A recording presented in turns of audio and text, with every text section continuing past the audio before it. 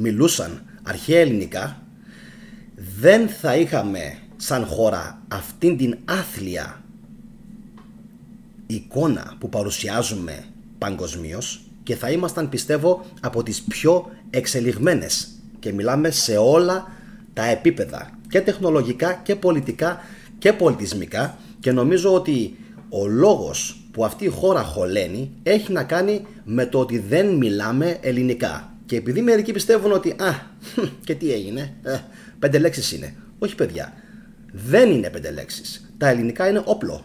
Και το έχω πει και σε προηγούμενες, δηλαδή και σε άλλες εκπομπές, ότι τα ελληνικά είναι όπλο. Είναι ένα βιολογικό, ένα όπλο, το οποίο δημιουργεί τέχνες και επιστήμες. Και αυτό το όπλο δεν μπορεί να το συναγωνιστεί και να το ανταγωνιστεί καμία σχεδόν γλώσσα άλλη πάνω στον πλανήτη. Υπάρχουν κάποιες φυσικά εξαιρέσεις, σανσκριτικά, κινέζικα, έτσι, γερμανικά εννοείται, που είναι μια γλώσσα που δημιουργεί συνεχώς νέες λέξεις, σύνθετες, καταπληκτική γλώσσα. Δεν έχει σημασία. Προσωπική μου γνώμη είναι ότι τα αγγλικά είναι η πιο φτωχή γλώσσα, δανεική γλώσσα, γιατί μου έγραψε ένας φίλος ένα σχόλιο της προάλλης, τα αγγλικά είναι πιο κάτω από τα γερμανικά. Εννοείται. Γιατί τα αγγλικά είναι κλεμμένα γερμανικά, λατινικά, ελληνικά. Κλεμμένα. Δεν υπάρχει στην ουσία αγγλική γλώσσα. Αν αφαιρέσεις τις γερμανικές ρίζες, αν αφαιρέσεις τις σκανδιναβικές ρίζες, αν αφαιρέσεις τις λατινικές και τις ελληνικές, οι Άγγλοι στο τέλος, να ξέρετε, θα γριλίζουν. Δεν θα μπορούν να μιλήσουν, θα κάνουν γαγου. Δεν θα μπορούν να πούν τίποτα. Καταλαβαίνετε, δεν θα έχουν λέξεις να χρησιμοποιήσουν. Λοιπόν, θυμάμαι κάποια στιγμή που ήμουνα στην Γερμανία, πιτσιρικάς, γύρω στα 13-14, κατέβηκα στην Ελλάδα και με δούλευαν οι φίλοι μου εδώ πέρα, η παρέα μου, και με λέγανε Λαζοντόιτς, Λαζογερμανό. Και αυτό επειδή έμενα στην Γερμανία. Έλατε όμως που εγώ πήγαινα ελληνικό σχολείο και διάβαζα συνεχώς ελληνικά βιβλία. Και κάποια στιγμή λοιπόν έχουμε βγει έξω τότε και τους λέω, ωραία, με λες Λαζοντόιτς, έτσι. Να σου πω κάτι, μια απλή λέξη θα σου πω. Πες μου τι σημαίνει. Μου λέει, για ρώτα. Του λέω, τι σημαίνει η λέξη δυσπρόσιτος. Και δεν ήμουνα τότε 20 χρονών, 25-30, έτσι. Ήμουνα 13 χρονών, 14. Τι σημαίνει, του λέω, η λέξη δυσπρόσιτος. Και οι πιο πολλοί από την παρέα με κοιτούσαν σαν χάνι. Και αυτή ήταν μόλις μία λέξη που τους ρώτησα. Για ποιο λόγο τα λέω όλα αυτά? Δεν τα λέω για να πω ότι είμαι κάποιος μάγκας. Ούτε τα λέω για να δείξω ότι ξέρω πιο πολλά και πιο καλά ελληνικά από τους άλλους. Ούτε αλαζονικά το λέω. Το λέω γιατί δεν έχει σημασία ο άλλος που μεγάλωσε. Όπως κάποιος είναι Έλληνας στην καταγωγή, αλλά είναι ανθέλληνας στο μυαλό, έτσι ακριβώς μπορεί να έχεις γεννηθεί οπουδήποτε αλλού στον κόσμο και να είσαι πολύ περισσότερο Έλληνας από μερικούς άλλους. Ωραία μέχρι εδώ. Λοιπόν, επίσης, να σας πω κάτι το οποίο εμένα προσωπικά, σαν Γιάννη, μου έχει κάνει τεράστια εντύπωση. Όταν λέω τεράστια εντύπωση, εννοώ πολύ μεγάλη εντύπωση. Ήταν, αν θυμόσαστε, το βίντεο που κάναμε, ότι η λέξη κυνηγός από τα ελληνικά πέρασε στα γερμανικά και έγινε König, και μάλιστα στο θηλυκό το βρίσκουμε ακόμα πιο τέλεια. Königin, κυνήγι, κυνήγιν, Königin. Απλά οι Γερμανοί έχουν βάλει το umlaut, γιατί προφανώς το y του ζόριζε, δεν το ξέρουμε αυτό. Έτσι, το κυνήγι, μπορεί οι αρχαίοι Έλληνες τη λέξη κυνήγι να την προφέραν διαφορετικά από ότι εμείς σήμερα, ώστε οι Γερμανοί εκείνης της εποχής, με τους οποίους είχαν έρθει κάποια στιγμή σε επαφή, πού, στις στέπες της Ασίας, δεν ξέρουμε πού, ίσως και προς την Ευρώπη μεριά, προς τα σημερινά δάφη της Ρωσίας, δεν ξέρουμε πώς έγινε αυτό, και ήρθαν σε επικοινωνία και δέσανε Έλληνες και Γερμανοί. Και πήραν οι Γερμανοί την λέξη κυνήγος, κυνήγι, εντάξει, αυτός που άγει τον Κίνα, ωραία, και πηγαίνει λοιπόν για να φέρει τροφή, και το κάνανε König και Königin, το θηλυκό.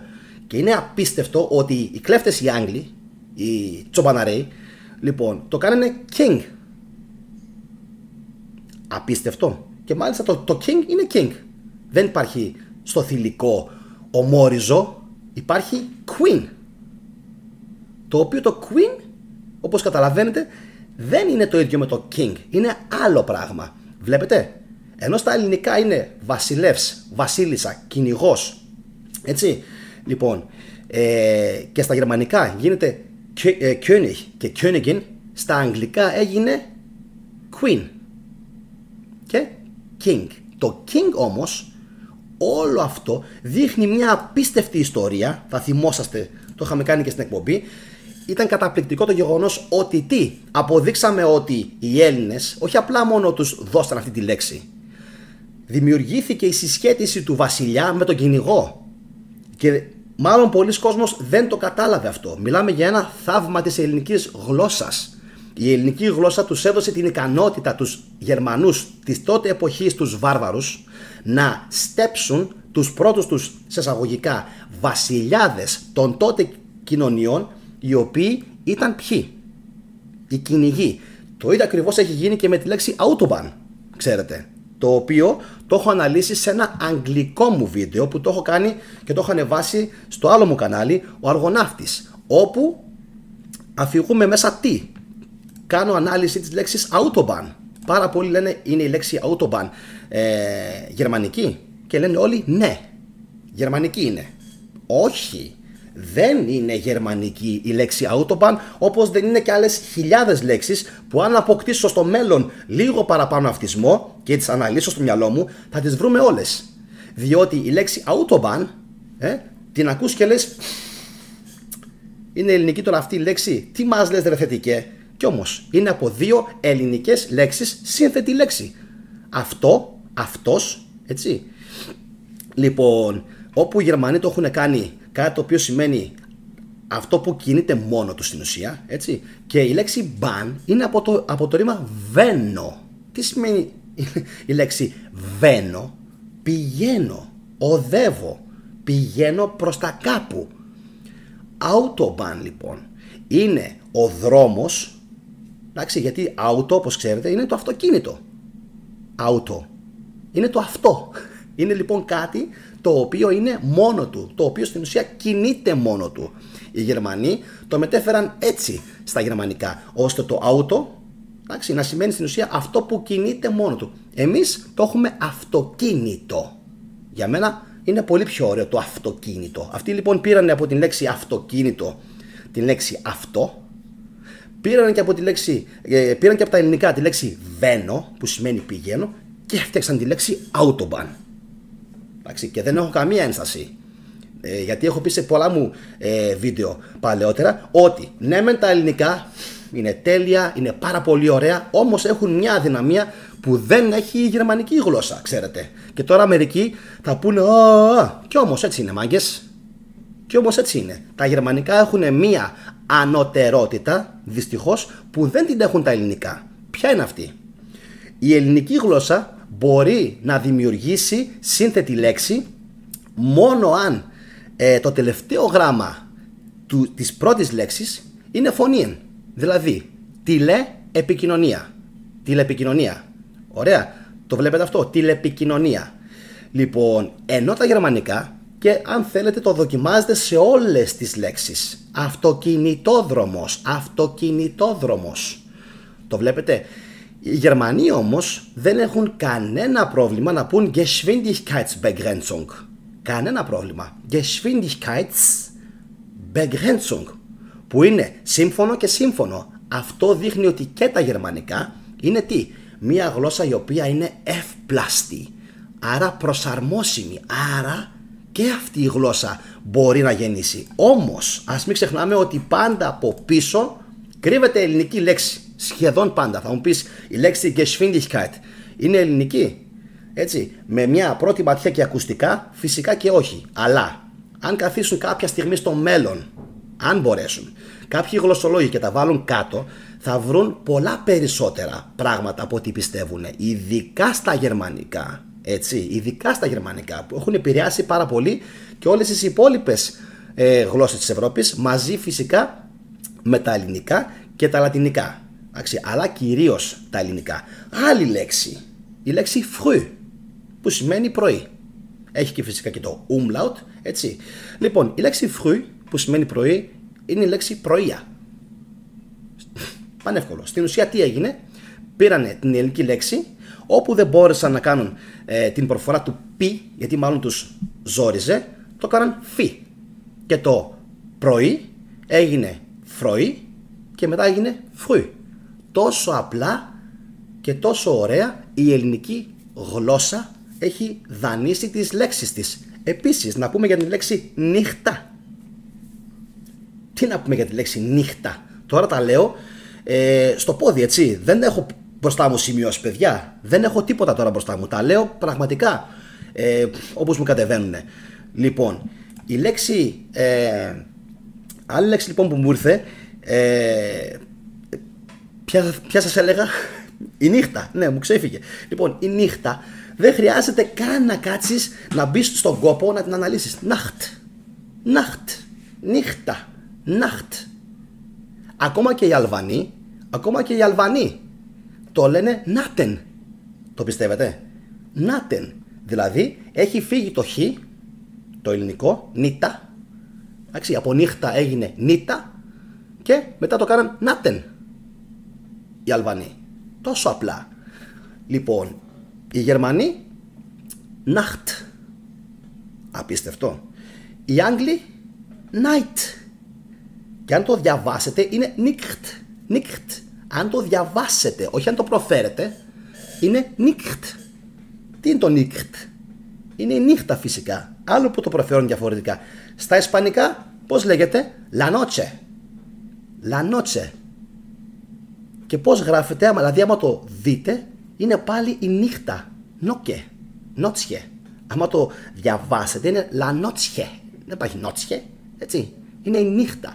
Το ίδιο ακριβώς θα παρατηρήσετε λοιπόν με όλες σχεδόν τις λέξεις που θα συναντήσετε μπροστά σας, και μπορούμε να καθίσουμε μέχρι το πρωί και να λέμε διάφορες ελληνικές λέξεις. Να σας πω στα τουρκικά. Οι Τούρκοι έχουν δική τους λέξη για το τηλέφωνο. Δεν λένε οι Τούρκοι τηλέφωνο, έτσι. Οι Τούρκοι δεν λένε τηλέφωνο. Στα τουρκικά λένε τηλέφων.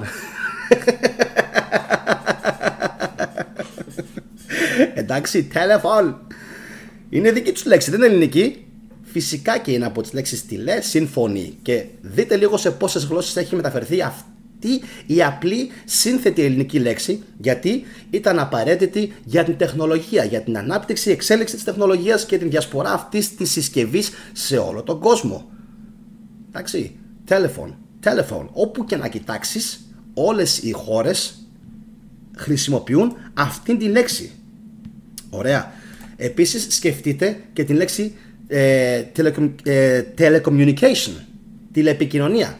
Και η λέξη communication, αν διαβάσετε το βιβλίο Έλλην Λόγος της Άννας Τζιροπούλου Ευσταθίου, θα δείτε ότι μέχρι και αυτή η λέξη είναι 100% ελληνική. Και μπορούμε να πάρουμε τέτοια παραδείγματα: αρχιτεκτονική, εγκυκλοπαίδεια, γραμματική, μαθηματικά. Τους ιατρικούς όρους είναι ατελείωτοι. Οι ιατρικοί όροι είναι ατελείωτοι. Εμένα όμως προσωπικά, εγώ που τη βρίσκω? Εγώ τη βρίσκω όταν ανακαλύπτω λέξεις τις οποίες κανένας δεν τις έχει παρατηρήσει, όπως έγινε με το König.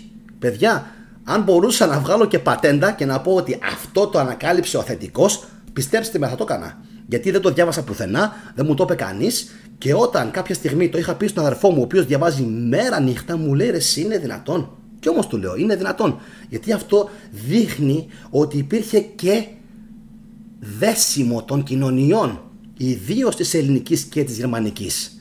Οπότε εκεί είναι που πορώνομαι ακόμα περισσότερο με τα ελληνικά. Γιατί αυτό τι δείχνει, ρε μάγκες? Και δεν το λέει κανένας. Αυτό δείχνει ότι οι Έλληνες ταξιδεύανε. Αυτό δείχνει. Γιατί? Για να φτάσει στους Γερμανούς αυτή η λέξη, για να πάει μέχρι εκεί αυτή η λέξη, δεν πήγε μόνη της αυτή η λέξη εκεί. Ούτε κατεβήκανε οι Γερμανοί οι βάρβαροι εκείνη την εποχή από τις στέπες, το 1000 π.Χ. και το 0 και το 100 ακόμα. Λοιπόν, δεν έγινε έτσι. Άρα λοιπόν, ή υπήρχαν εκεί οι Έλληνες, προσέξτε, ή υπήρχαν εκεί οι Έλληνες που τους επηρέασαν, εκεί στα βουνά, ναι, εκεί στις στέπες, εκεί στη Ρωσία. Όλα εκείνα τα είχαν απικήσει οι Έλληνες. Λοιπόν, ένα αυτό, ή κατοικούσαν εκεί μόνιμα λοιπόν οι Έλληνες, ή πήγαιναν έρχονταν οι Έλληνες. Δεν υπάρχει κάτι άλλο. Η άλλη η θεωρία είναι να μετακινήθηκαν μαζικά και λέει Ινδοευρωπαϊκή γλώσσα, Ελληνοϊνδική γλώσσα. Δεν υπάρχουν άλλες γλώσσες. Δεν υπάρχουν άλλες γλώσσες. Αφηνιάζομαι όταν σκέφτομαι ότι κάποιος χρησιμοποιεί αυτόν τον πανηλήθιο όρο. Αφηνιάζομαι. Δεν είμαι καλά. Δεν υπάρχει Ινδοευρωπαϊκή γλώσσα. Και αυτό γιατί οι περισσότερες λέξεις είναι ελληνικές. Θα έπρεπε τουλάχιστον να μας κάνουν το χατήρι. Όλοι αυτοί, δεν μπορώ τώρα να βρίσω στον αέρα δυστυχώς, οι γλωσσολόγοι, θα έπρεπε να μας είχαν κάνει τουλάχιστον το χατήρι, μη σκίσω τώρα την μπλούζα μου, τουλάχιστον να βάλουν μέσα την λέξη Ελληνό. Σαβούρια. Έπρεπε να βάλουν τη λέξη Ελληνό. Ελληνοϊνδοευρωπαϊκή. Για μένα πρώτη η λέξη αυτή. Γιατί η πρώτη? Κουφάλες. Γιατί επηρέασε περισσότερο την Ευρώπη. Οι Ευρωπαίοι τι σκατά έδωσαν στους υπόλοιπους Ευρωπαίους? Το ich, το γερμανικό, που έγινε στα αγγλικά I. Σαβούρια. Έτσι. Και σήμερα μας πουλάνε όλοι τρέλα.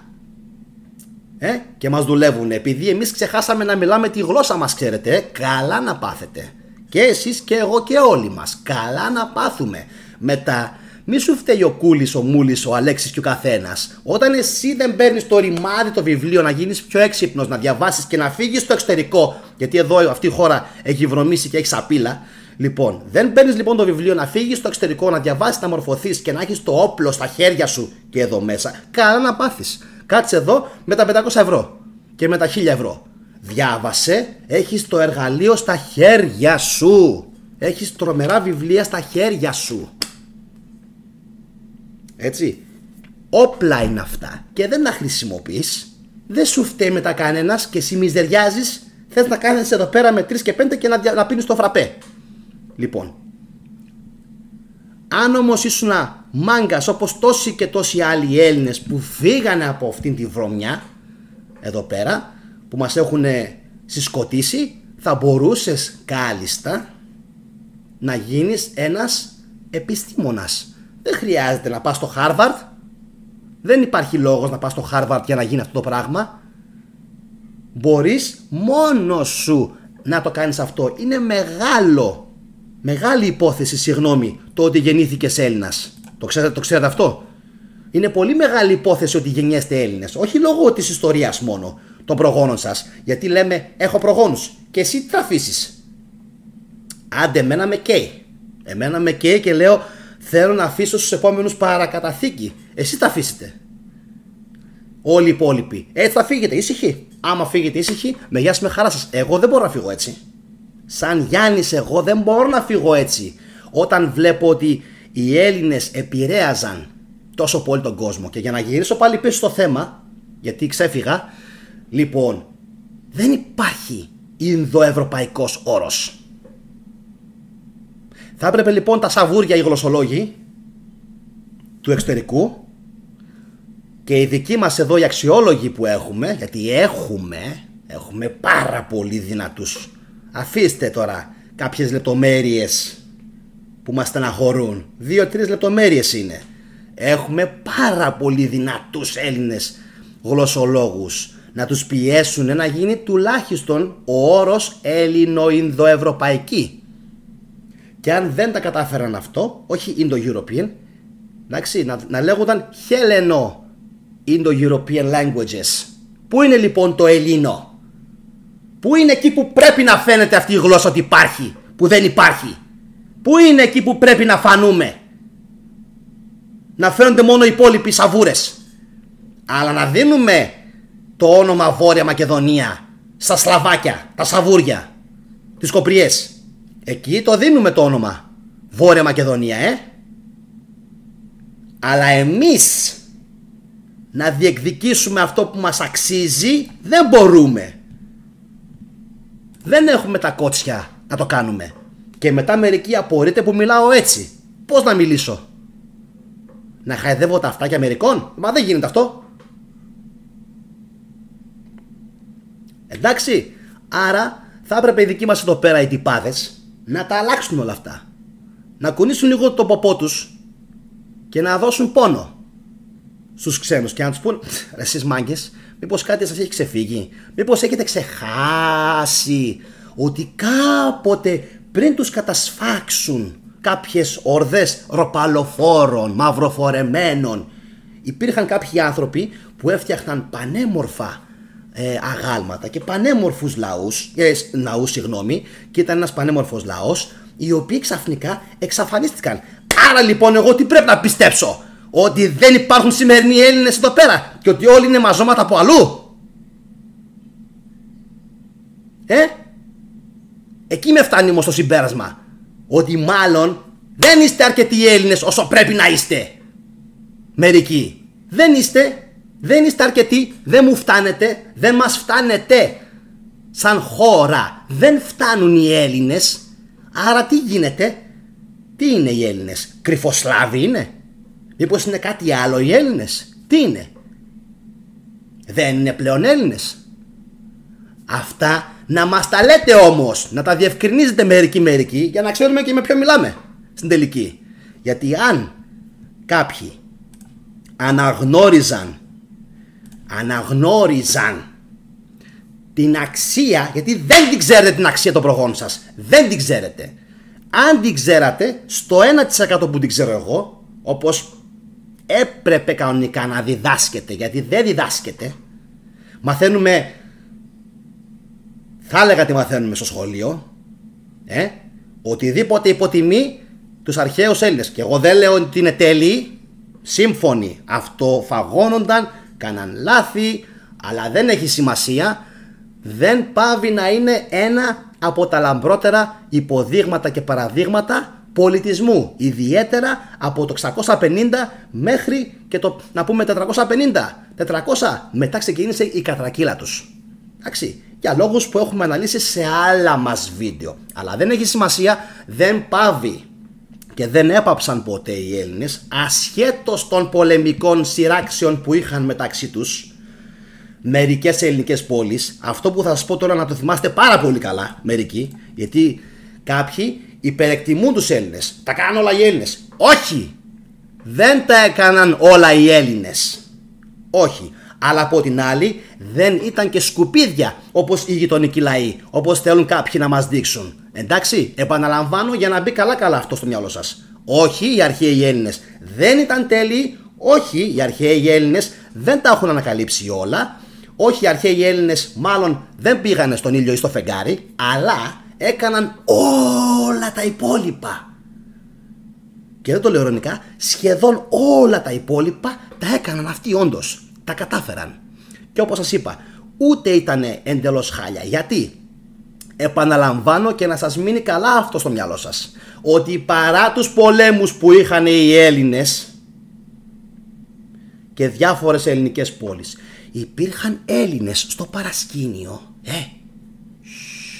μην το πείτε πουθενά αυτό, που συνεχώς δημιουργούσαν πολιτισμό αβέρτα από κάτω, αλλά αυτά δεν τα λέει κανένας. Γιατί? Γιατί όσο τρώγονταν οι Σπαρτιάτες με τους Αθηναίους, υπήρχαν άλλοι Έλληνες οι οποίοι ανέβαιναν πολιτισμικά. Έκαναν συμμαχίες με άλλους λαούς. Ξέρεις τι λέγανε? Θα πάμε τη Σπάρτη, θα πάμε την Αθήνα. Δεν πάω με τους Πέρσες να ανέβω και πολιτισμικά και οικονομικά. Έτσι. Όλες οι χώρες το έκαναν αυτό γιατί βλέπαν ότι άλλοι φαγώνονται. Και αυτό τι είχε ως αποτέλεσμα? Ανάπτυξη, εμπόριο, οικονομία. Αυτοί είναι οι Έλληνες. Εντάξει. Αυτοί είναι οι Έλληνες. Και αυτό είναι και το σωστό. Δηλαδή τι? Πρέπει να αποφεύγεις τον πόλεμο με κάθε κόστος. 1. 2. Πρέπει να κάνεις πόλεμο όταν και όποτε πρέπει. 3. Πρέπει να ξεσκίζεσαι συνεχώς στην παραγωγή, στη δουλειά, στο εμπόριο και στην νοημοσύνη και στην ανάπτυξη και στην εξέλιξη και στην επιχειρηματικότητα. Έτσι μόνο ένας λαός μπορεί να επιβιώσει. Μόνο έτσι. Εντάξει, μόνο έτσι. Αλλιώς είναι καταδικασμένος. Και για να βάλω λίγο τα πράγματα και στις θέσεις τους, επειδή μερικοί το έχουν ερωτήσει και αυτό, Ισραήλ. Λοιπόν, ποια είναι η θέση μου για το Ισραήλ? Μακάρι να ήμασταν όπως οι Ισραηλινοί. Οι Ισραηλινοί είναι πάρα πολύ δυνατοί. Μπορεί κάποιοι να μην τους χωνεύουμε, μπορεί να έχουν τα δικά τους, να είναι παράξενοι. Σαν χώρα αυτή τη στιγμή έχουν καταλάβει μία έρημο και την έχουν κάνει σε μία από τις πιο πανίσχυρες χώρες στον κόσμο.